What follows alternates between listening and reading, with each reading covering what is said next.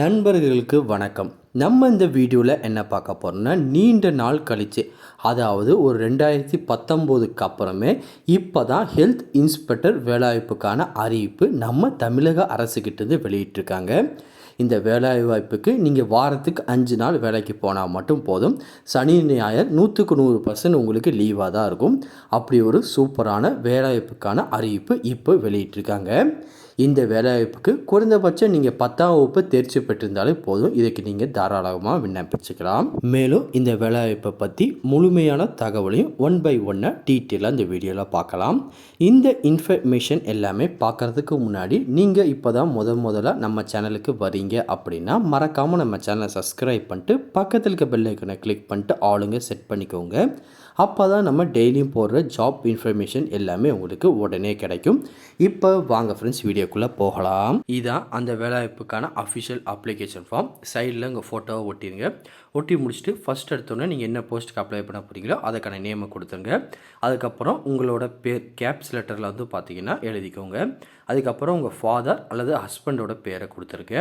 அதுக்கப்புறம் ஜெண்டர், நீங்கள் ஆண்னா ஆண், பெண்ணா பெண், இல்லை மாற்றுத்திறனாளி இல்லை மாற்றுப்பாலினத்தினாக இருந்தீங்கன்னா அதை மென்ஷன் பண்ணிக்கோங்க. அதுக்கப்புறம் உங்கள் பிறந்த தேதி, அதுக்கான ப்ரூஃப் வந்து பார்த்திங்கன்னா கட்டாயமாக நீங்கள் அட்டாச் பண்ணணும். அதாவது உங்களோட டேட் ஆஃப் பர்த் சர்டிஃபிகேட்டோ இல்லை டிசியோ நீங்கள் கண்டிப்பாக வந்து பார்த்தீங்கன்னா ஜெராக்ஸோ இதோட நீங்கள் அட்டாச் பண்ணணும். அதுக்கப்புறம் உங்களோட தற்போது இப்போ வயது என்ன அதையும் மென்ஷன் பண்ணிக்கோங்க. அதுக்கப்புறம் உங்கள் எஜுகேஷன் குவாலிஃபிகேஷன், உங்கள் கல்வி தகுதி சான்று ஜெராக்ஸை அட்டாச் பண்ணிக்கோங்க. நீங்கள் அதிகபட்சமாக என்ன முடிச்சிருக்கீங்களோ அதை வந்து பார்த்தீங்கன்னா இதில் மென்ஷன் பண்ணிக்கோங்க. அதுக்கப்புறம் உங்கள் ஆதார எண் கேட்டிருக்கோங்க. உங்கள் முழுமையான ஆதார எண்ணை கொடுத்துருங்க. அதுக்கப்புறம் வந்து பார்த்தீங்கன்னா நீங்கள் பர்சனல் டிசபிலிட்டி உடைய பர்சனாக இருக்கீங்க, இல்லை டிஸ்ட்ரிபியூட் உமன் கேட்டகரியில் இல்லை எக்ஸர்வீஸ் மேனாக இருக்கீங்க அப்படின்னா அதை பற்றி எஸ்ன்னு கொடுத்துட்டு அதை பற்றி இன்ஃபர்மேஷனை குறிப்பிடுங்க. அப்படிலாம் வந்து பார்த்தீங்கன்னா நோன்னு கொடுத்துருங்க. அதுக்கப்புறம் உங்கள் ஃபோன் நம்பர், இமெயில் ஐடி, அதுக்கப்புறம் இதுக்கு முன்னாடி நீங்கள் எங்கேயும் வேலை பார்த்த ஒர்க் எக்ஸ்பீரியன்ஸ் இருந்துச்சுன்னா அதை பற்றி டீட்டெயில் கொடுங்க, இல்லைனா விட்டுடலாம். அதுக்கப்புறம் உங்கள் நிரந்தர முகவரி, அதுக்கப்புறம் தற்போது இருக்க முகவரி, இல்லை ரெண்டும் ஒரே அட்ரஸ்னால் ரெண்டுமே வந்து பார்த்திங்கன்னா ஒரே அட்ரஸை கொடுத்துருங்க. கொடுத்து முடிச்சுட்டு இங்கே இடம், தேதி, அதுக்கப்புறம் உங்களோட சிக்னேச்சர் கேட்டிருக்காங்க, அதையும் நீங்கள் வந்து பார்த்திங்கன்னா கொடுத்துருங்க.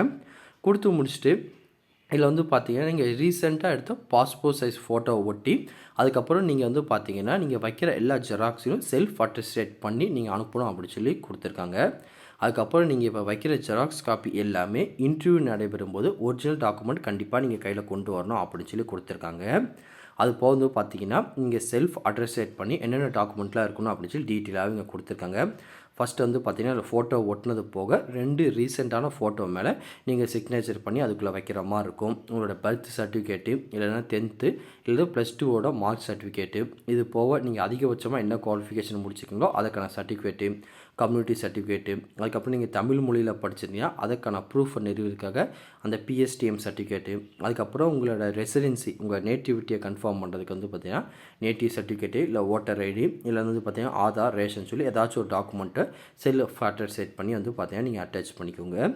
இது போக உங்கள் மீதி கேட்டிருக்க சர்டிஃபிகேட்லாம் உங்கள்கிட்ட இருக்கும். நீங்கள் அந்த போஸ்ட்டுக்கெலாம் அப்ளை பண்ணிட்டீங்க அப்படின்னா அதுக்கான டீட்டெயில் எல்லாமே நீங்கள் கொடுத்துட்டு அந்த சர்டிஃபிகேட் எல்லாமே நீங்கள் இதோட அட்டாச் பண்ணிடுங்க.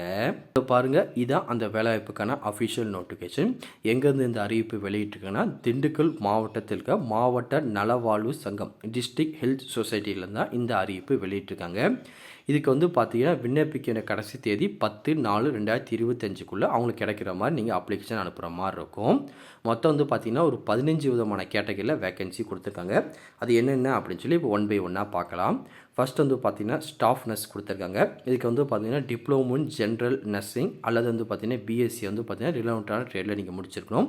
இதுக்கு ஒரு வேக்கன்சி கொடுத்துருக்காங்க. அதுக்கப்புறம் மிட் லெவல் ஹெல்த் ப்ரொவைடர், இதுக்கு வந்து பார்த்திங்கன்னா 3 வேக்கன்சி இருக்குது. ஸ்டார்டிங் சேலரி 18,000 உங்களுக்கு கிடைக்கும். இதுக்கு வந்து பார்த்திங்கன்னா டிப்ளமோவில் வந்து பார்த்திங்கன்னா ஜிஎன்எம் அல்லது பிஎஸ்சி நர்சிங் முடிச்சிருந்தால் நீங்கள் இதுக்கு எலிஜிபிள் தான். அதுக்கப்புறம் வந்து பார்த்திங்கன்னா ஆடியோலஜிஸ்ட் அல்லது வந்து பார்த்திங்கன்னா ஸ்பீச் தெரபிஸ்ட் கொடுத்துருக்காங்க. இதுக்கு வந்து பார்த்திங்கன்னா ஒரே வேக்கன்சி. ஸ்டார்டிங் சேலரி வந்து பார்த்திங்கன்னா 23,000 கொடுத்துருக்காங்க.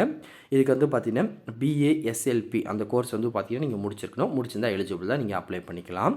அதுக்கப்புறம் ஃபார்மசிஸ்ட், இதுக்கு டிஃபார்ம் முடிச்சிருக்கணும். இதுக்கு வந்து பார்த்திங்கன்னா 15,000 ஸ்டார்டிங் சேலரி, 2 வேக்கன்சி கொடுத்துருக்காங்க. அதுக்கப்புறம் வந்து பார்த்திங்கன்னா multi purpose health worker mail கேட்டகரியில் மட்டும் கொடுத்துருக்காங்க. இல்லது ஹெல்த் இன்ஸ்பெக்டர் கிரேட் 2 இந்த 2 கேட்டகரின்னு நீங்கள் எடுத்துக்கலாம். இதுக்கு வந்து பார்த்திங்கன்னா நீங்கள் +2ல் பயாலஜி, பாட்னி, சுவாலஜி இது வந்து பார்த்திங்கன்னா பயாலஜி இருக்கணும் அல்லது பாட்னி சுவாலஜி எடுத்து நீங்கள் வந்து பார்த்தீங்கன்னா +2 கம்ப்ளீட் பண்ணியிருக்கணும். ப்ளஸ் வந்து பார்த்தீங்கன்னா 10th தமிழ் ஒரு லாங்குவேஜை எடுத்து நீங்கள் முடிச்சிருக்கணும்.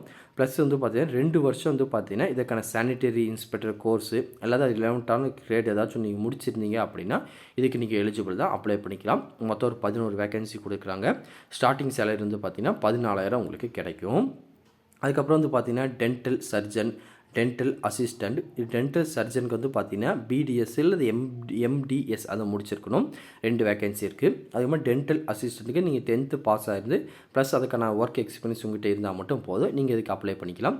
இதுக்கு வந்து பார்த்திங்கன்னா ஒரே வேகன்சி தான் கொடுத்துருக்காங்க. அதுக்கப்புறம் சோஷியல் ஒர்க்கர், இது வந்து பார்த்திங்கன்னா மாஸ்டர் ஆஃப் சோஷியல் ஒர்க்கரில் எம்எஸ்டபிள்யூ நீங்கள் முடிச்சிருக்கணும். முடிச்சிருந்தால் மட்டும் தான் எலிஜிபிள். ஒரே வேகன்சி தான் கொடுத்துருக்காங்க.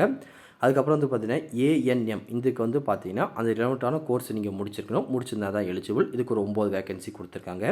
அதுக்கப்புறம் வந்து பார்த்தீங்கன்னா ஃபிசியோதெரபிஸ்ட்டுக்கு ஒரு வேகன்சி, டேட்டா என்ட்ரி ஆப்ரேட்டருக்கு ஒரு வேகன்சி, ரேடியோகிராஃபருக்கு ஒரு வேகன்சி, இல்லை அதுக்கடுத்து வந்து பார்த்தீங்கன்னா லெபார்ட்டரி டெக்னீஷியன் கிரேட் 3 இதுக்கு வந்து பார்த்தீங்கன்னா ஒரு வேகன்சி கொடுத்துருக்காங்க. இது எல்லாத்துக்குமே வந்து பார்த்தீங்கன்னா ரிலவெண்ட்டான ட்ரேடில் பேச்சுலர் டிகிரி இல்லை வந்து பார்த்தீங்கன்னா ஏதாச்சும் ஒரு டிப்ளமோ கோர்ஸ் முடிச்சிருந்தால் மட்டும் தான் எலிஜிபிள், நீங்கள் அப்ளை பண்ண முடியும். அதுக்கப்புறம் மல்டி பர்பஸ் ஹாஸ்பிட்டல் ஒர்க்கர், இதுக்கு வந்து பார்த்தீங்கன்னா மினிமம் நீங்கள் 8th பாஸ் இருந்தாலும் போதும், எழுத படிக்க தெரிஞ்சால் மட்டும் போதும், நீங்கள் விண்ணப்பிச்சுக்கலாம். இதுக்கு ஒரு 2 வேகன்சி கொடுத்துருக்காங்க. அதே மாதிரி சானிடைசர் ஒர்க்கருக்கும் இதே மாதிரி வந்து பார்த்தீங்கன்னா மினிமம் 8th பாஸ் இருந்தால் போதும், எழுத படிக்க தெரிஞ்சுதான் நீங்கள் அப்ளை பண்ணிக்கலாம். இதுக்கு ஒரே வேகன்சி தான் கொடுத்துருக்காங்க. கொஞ்சம் இந்த வேலைவாய்ப்புக்கெலாம் உங்களுக்கு எலிஜிபிளாக இருக்குது, அப்ளை பண்ண விரும்புகிறீங்க அப்படின்னா அந்த அப்ளிகேஷன் ஃபார்மை ஃபில் பண்ணி அவங்க திண்டுக்கல் மாவட்டத்துக்குள்ள ஒரு அட்ரஸ் கொடுத்துருக்காங்க பார்த்தீங்களா, இந்த அட்ரஸை வந்து பார்த்தீங்கன்னா நீங்கள் அனுப்பி வைக்கிற மாதிரி இருக்கும். அப்படி இல்லைன்னா நீங்கள் வந்து பார்த்தீங்கன்னா அலுவலக வேலை நாளில் நேரில் போய் அங்கே போய் நீங்கள் கொடுக்குற மாதிரி இருக்கும். உங்களுக்கு எது ஈஸியோ அந்த வந்து பார்த்தீங்கன்னா அந்த மாதிரி நீங்கள் கொடுத்துக்கோங்க. இதுக்கு அப்ளை பண்ண லாஸ்ட் டேட் வந்து பார்த்தீங்கன்னா 10/4/2025 நீங்கள் அப்ளை பண்ணுற மாதிரி இருக்கும். வேறு எதுவும் இதை பற்றி டவுட் இருந்தாலும் கீழே கமெண்ட் செக்ஷனில் தெரிவிங்க, கண்டிப்பாக உங்களுக்கு க்ளியர் பண்ணி தரேன்.